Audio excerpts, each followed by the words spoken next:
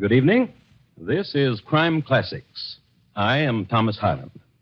Listen.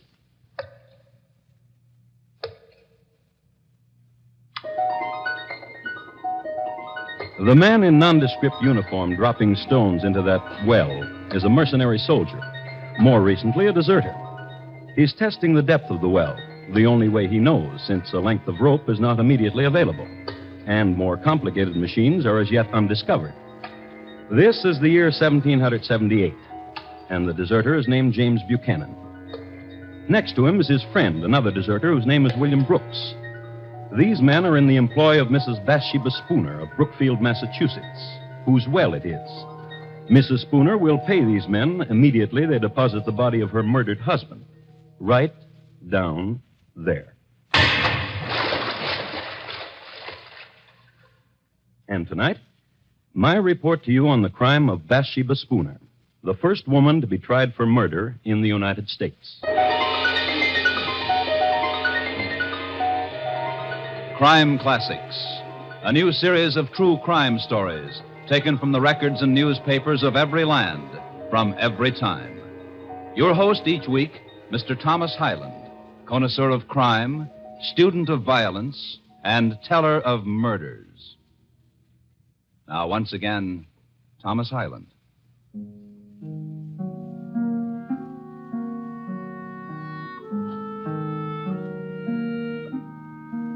The place is Brookfield, Massachusetts, the year 1778. Scene, the home of Joshua and Bathsheba Spooner, a large and respectable dwelling, 2 stories in height, situated on the north side of the road from Brookfield to Worcester. In the front of it, and nearly opposite on the south side of the road, are stately elms and a well. And in the living room, there's this. What manner of woman are you, Bathsheba? There's no content in you and no happiness. And what happiness have you given me? A life that dies quickly, cooking and sewing, and from you, drunken sleep. And you've not answered me. You would like to see me dead, would you not? Listen to me, Joshua. When you returned this morning from Worcester, my heart sank in me. I'd hoped you wouldn't come back. That I would have an accident. That in some way I would be killed. Yes. That you would be free then. Yes. To walk the town, newly widowed with a wandering eye. Yes. And you listen, shrew. I am your husband, and I'm your lover, and that's the way things are. Old man!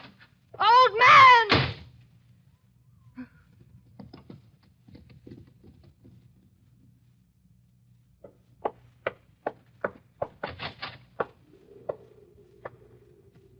Ezra? Ezra? I've been waiting. Bathsheba. Wait. No more waiting, Bathsheba. The time I was away from you with your husband in Worcester. The thinking about you. And there'll be more waiting. Until it's done. Until you kill him. I tried, but I could not. He asked me a question, my husband did. What manner of woman are you, he asked. Now I wonder. What manner of woman am I to love such as you, a youth? A boy who pretends to manhood. You without the courage to... The poison you gave me, there was no opportunity, Bathsheba. And a boy who lies. Opportunity. When it becomes nighttime, my husband becomes a drunkard. You know that. To empty the poison in the cup when you were with him, a simple thing like that you couldn't do. I swear it to you, Bathsheba. He'll die. When? Go to him now. To the tavern where he is. Empty the poison. I threw the poison away. With no courage. Bathsheba. Speak my name and bedevil yourself with it. Just kiss me, Bathsheba. No kisses. No secret whisperings. None of that. No more. Until my husband is dead. Laugh then. You'll see I mean it. There's a wench, Bathsheba, at the other end of town. And she watches me when I walk by. Then go to her. All right. Wait. Don't leave me. You almost let me go. Boy, you... Bathsheba. Kill him. Kill my husband. Later.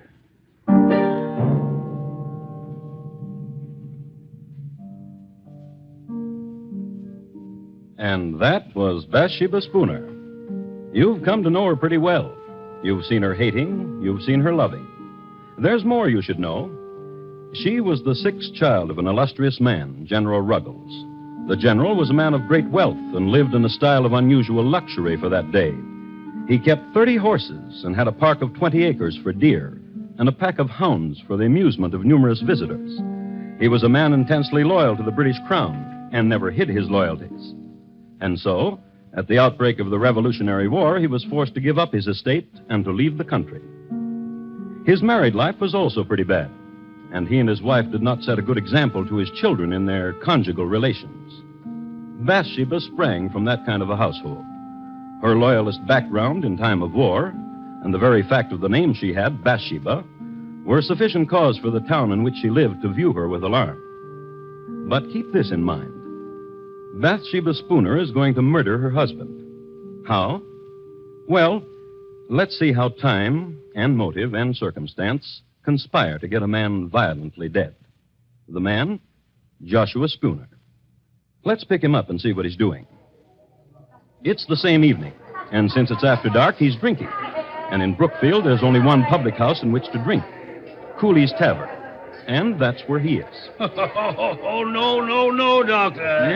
Then what would you do? To trap General Burgoyne, very simple. Hand me your tankard, Dr. King. Now, and here, this spoon, the line of march of Burgoyne. And your tankard and mine, 2 sections of the troops of General Washington. Now watch.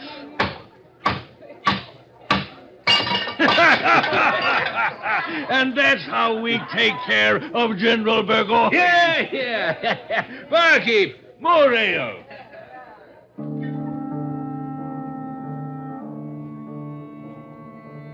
Joshua Spooner talks of strategies and drinks his ale. But mark this. Near the bar, another table. 2 men in nondescript uniforms, deserters from the army of General Burgoyne. Their names, James Buchanan and William Brooks. They've made known the fact that they've deserted the enemy, so their drinks are on the house and the appreciative customers. They're having a fine time. Drink your ale, Will. Make me a toast and I'll drink with you. And a toast you shall get. Burgoyne is a scurvy... Louder, Will, louder, else we'll pay for our own ale. Aye. A toast. Aye, I'll give you a toast to that scurvy, plump-bellied Burgoyne. May he rot in the wilderness. That is, if he don't drown coming across the St. Lawrence. Gentlemen. And a merry evening to you. Joshua Spooner is my name, and it would do me proud if you would permit me Ale is what we're drinking, sir. Ale for the patriot! And patriots we are, indeed, to goodness. Oh, yes. We joined General Washington, sir, and his colonials. You should know that. And from here, we go to Worcester, where a column of Washington's hearties ale. To you, sir, and thanks to you. My pleasure.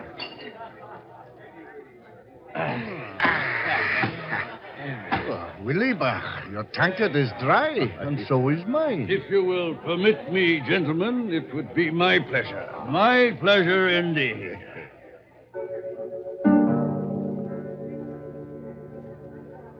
It would be Mr. Spooner's pleasure indeed to buy the lads more ale, as was the custom.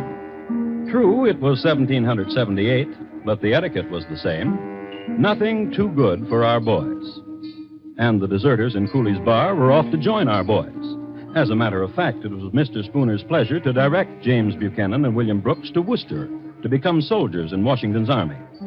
It just happened that one of the landmarks that Mr. Spooner gave the lads went something like this. Now, mark you. A file of elms and a well. And across the road from it, my house. When you pass there, you'll be leaving Brookfield. And you will know you're on your way. We'll have another ale before you leave. You're a gentleman if I ever met one. Oh, a true one, James, my lad. A real gent.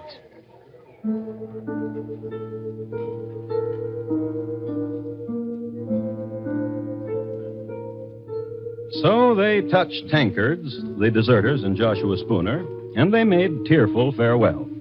And the deserters left and walked the road toward where the elms were, and a house, and a well. Let's go on ahead of them. Let's get back to the lady. Bathsheba is home. Bathsheba is fixing her hair. And the youth Ezra, he's tying into it night ribbons, a lover's tender gesture. Their talk, however, is shocking. Perhaps you're right. Perhaps the best way is not to poison him. I say shoot him. Perhaps, in such a way as to make it appear as an accident. Will you shoot him, Ezra? Tightly with the ribbon, dear. Ezra? I have not the courage for it. But you know of guns and shooting. You were in the army for a year. I marched. I shot no one. I marched upon an ambush and was wounded. Myself, I never pulled a trigger.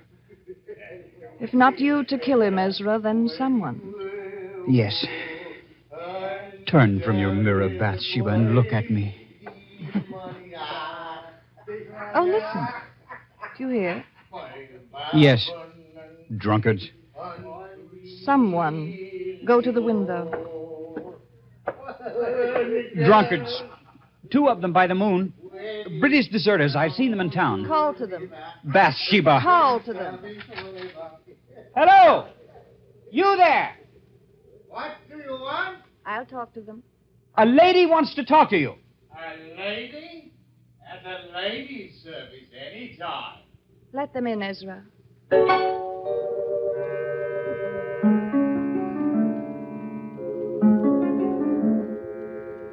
The Bathsheba Spooner who greeted the deserters must have been quite a sight. Tall, long hair, and blue ribbons. There must have been a fire in the fireplace, and in all probability she was standing in front of it. Her manner was gracious, and she was smiling. Ezra served the liquor. All in all, it was the nicest thing that could possibly have happened to 2 fellows who had deserted General Burgoyne. And now, gentlemen, a question. We bow. Bow, James, my lad. Say on, my lady. How would you gentlemen like 500 pounds to see you on your long journey? Merchant would warm the cockles, wouldn't it, Will? Twould. Does that answer you, my lady? And what would you do for it? There is nothing that Will and I have not done, and for less handsome payment from less handsome women. Far less. Kill my husband. This lad, the one you call Ezra. Come here, lad. The next skinny ones don't take long for twisting. Not him. Not Ezra. Not him, James. Then who? My husband will return from his drinking. Will you wait for him? Kill him?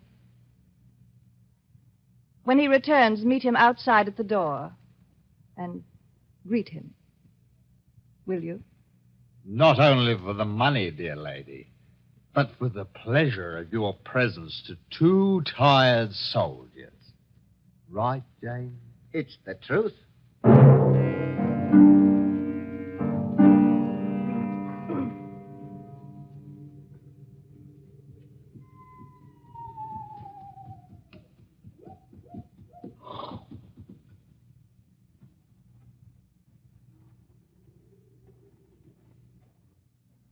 You be the master of this house. Huh?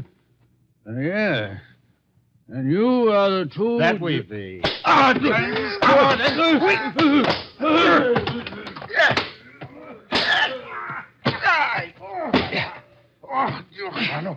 This one was a struggler, eh, Will?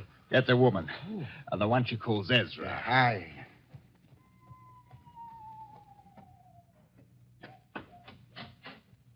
Mrs. Spooner, come see, it is done.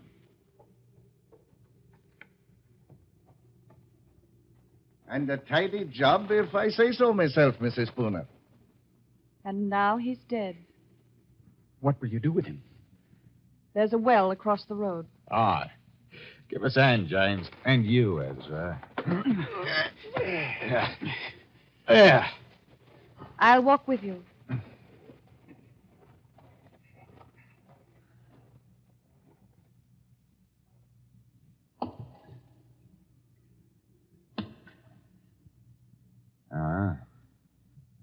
It's a deep well. Poor little man.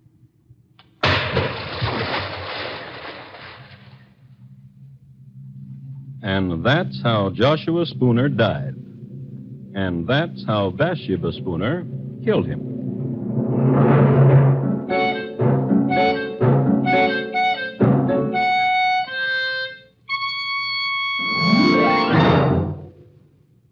You are listening to Crime Classics and your host, Thomas Hyland. Later this evening, the Lux Summer Theater stars Fred McMurray in a full-hour adaptation of the romantic mystery comedy The Lady and the Tumblers, an odd triangle composed of a beautiful girl, a suitcase full of explosive letters, and a murdered man will make The Lady and the Tumblers' most unusual dramatic fare.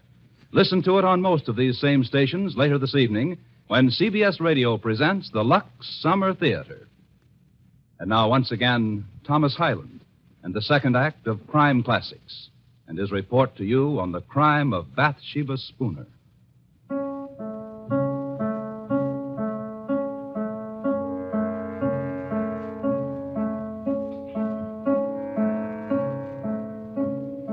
Listen to this. It's awful and dread, this tale that I tell. Joshua Spooner lies dead in a well in Brookfield town in 78 from 6 stout whacks across the pate. Small poem by an anonymous contributor to the Worcester Spy, the local newspaper of the day. A change of scene now. Across the road from a cold well into a warm living room. Tableau, 4 people.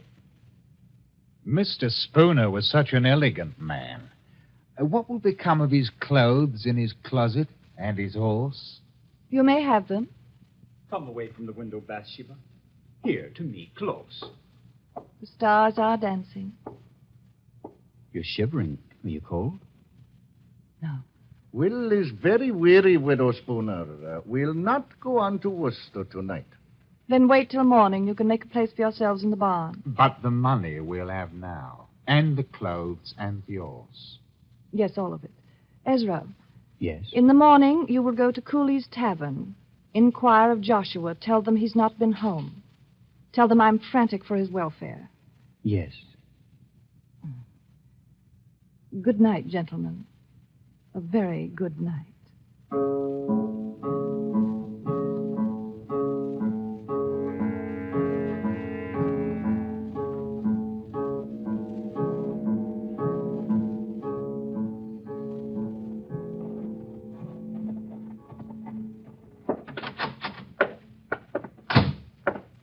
Mr. Cooley. Aye? Hot grog on a nippy morning, Mr. Ross? I've been sent to inquire of Joshua Spooner. Who sent you? The wife of him, Bathsheba. Did she now? And why? Last night he did not return home, and Mrs. Spooner is frantic for his welfare. Not home? Well, he's not here. Last night he sat right there, my lad, and discussed military strategies with the doctor. Then, to the best of my knowledge, he went home. Dr. King. Doctor, wake up. Please, Doctor, wake up. It's important. What is it? What? Where is Joshua Spooner? Where is he? Mr. Cooley says he sat with you last night. Well, as he did, then left me. He's not home. What? Mrs. Spooner sent me to fetch him. She's troubled that he's not returned. But where else could he have gone if not to his wife? We must find him, Doctor. Yes, by all means.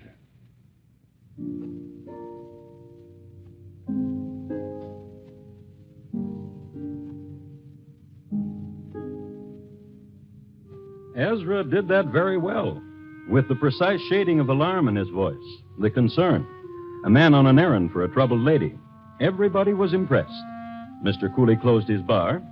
Dr. King appealed to the neighborliness of the other customers, and everybody went looking for Joshua Spooner. Immediately, they called on Mrs. Spooner, whom they found in the greatest apparent distress. Upon an examination of the premises, in the neighborhood of the doorstep, they observed the tracks of several persons on the snow. And on further search, they found Mr. Spooner. You know where. In the well. So far, only horror and suspicions. But now, let's pick up Willie and James.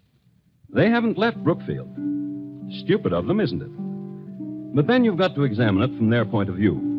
Why become soldiers in Washington's army, especially in the winter, and suffer the privations of the military, when they could be warm and rich as a civilian?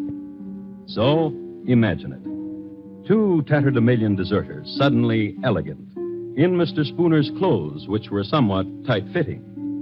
But elegance and tight-fitting are somehow akin. Now, there lived in Brookfield a certain wench whose name is lost in history. This much is known about her. She had an eye for tight elegance. This much is known about her, too, that she went riding with Willie and James on their newly acquired horse. I'll help you down. Now, James. No. Give us a bus, dearie. That's a dearie. Will, Aye.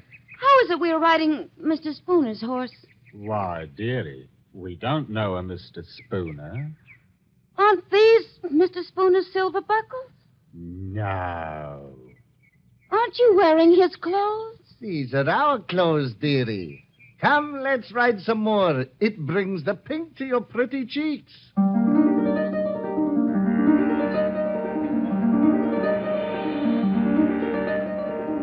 But the cat was out of the bag. The girl told her mother, and her mother her father. And it so happened that her father was at that moment on his way to look for the murderers of Joshua Spooner. So the father told some neighbors, and they located James and Willie, brought them all together. The two deserters, Ezra and Bathsheba. And this is what happened.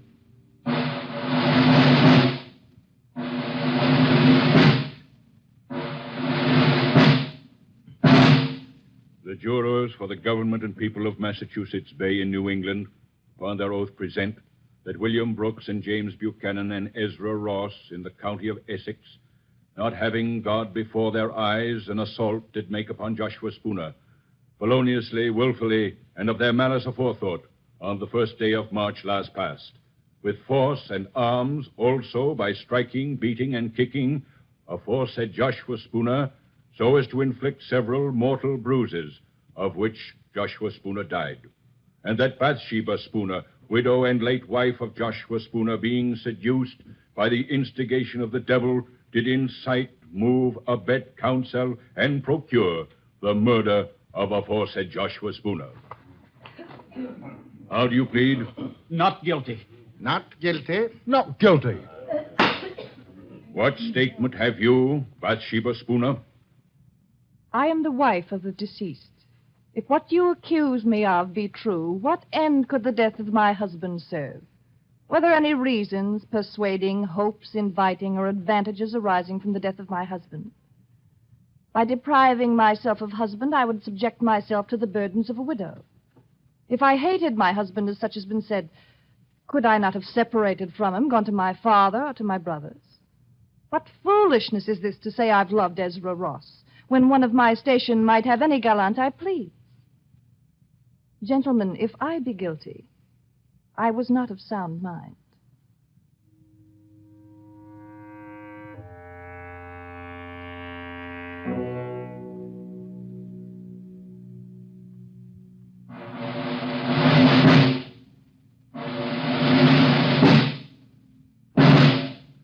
To the sheriff of our county of Essex, greetings.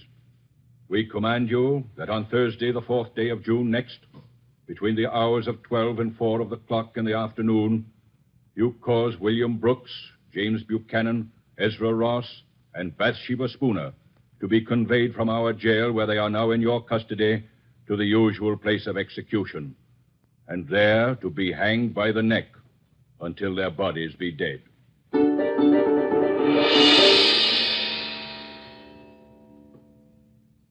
The motive, the crime, and the sentence. Justice was simple. And quickly, too quickly for the 4 prisoners, the 4th day of June.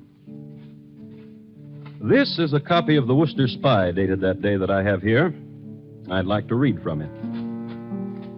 It was about 2:30 of the clock in the afternoon when the 4 criminals were brought out of prison and conducted to the place of execution under a guard of 100 men.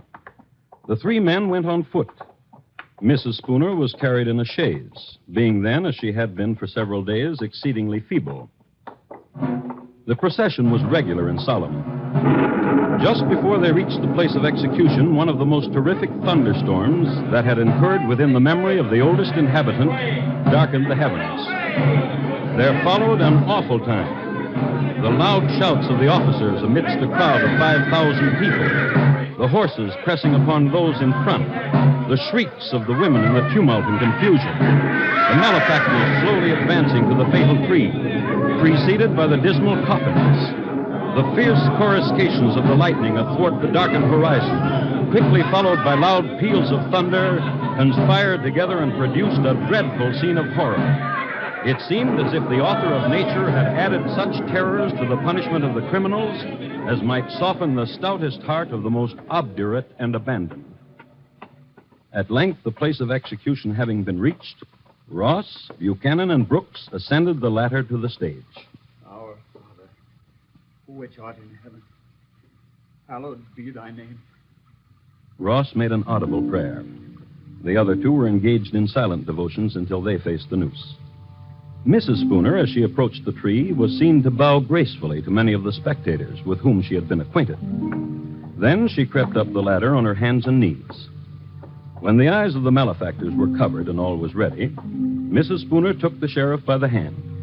And for the first time, Bathsheba Spooner accepted the verdict of justice. My dear sir, I am ready. In a little time, I expect to be in bliss. And but a few years must elapse when I hope I shall see you and my other friends again.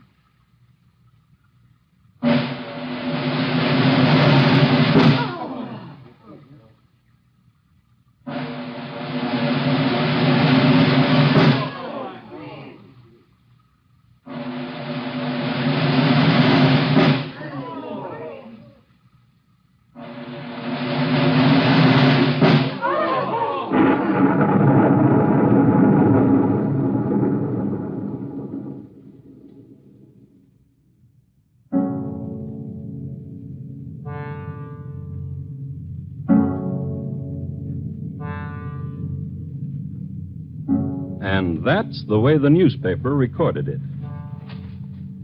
This has been my report of the crime of Bathsheba Spooner, the first woman tried and executed for murder in the United States.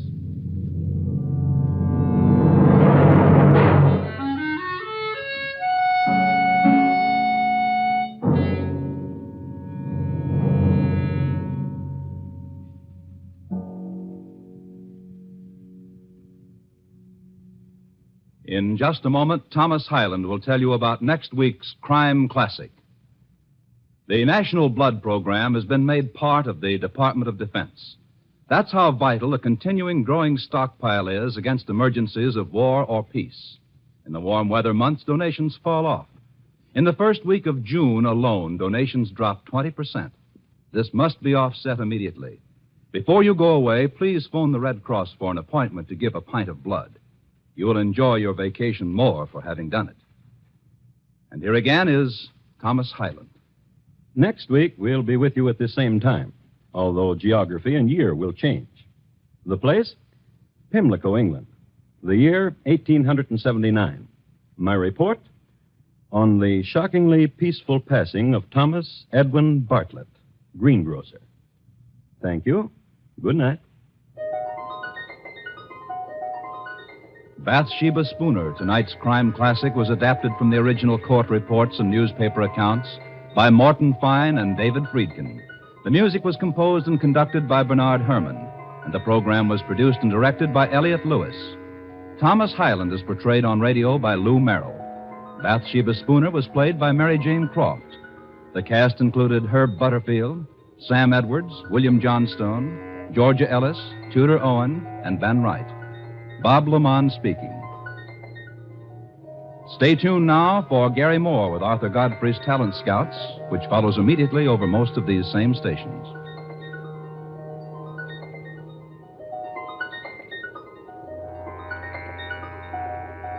And remember, for mystery mixed with merriment, join Mr. and Mrs. North Tuesday evenings on the CBS Radio Network.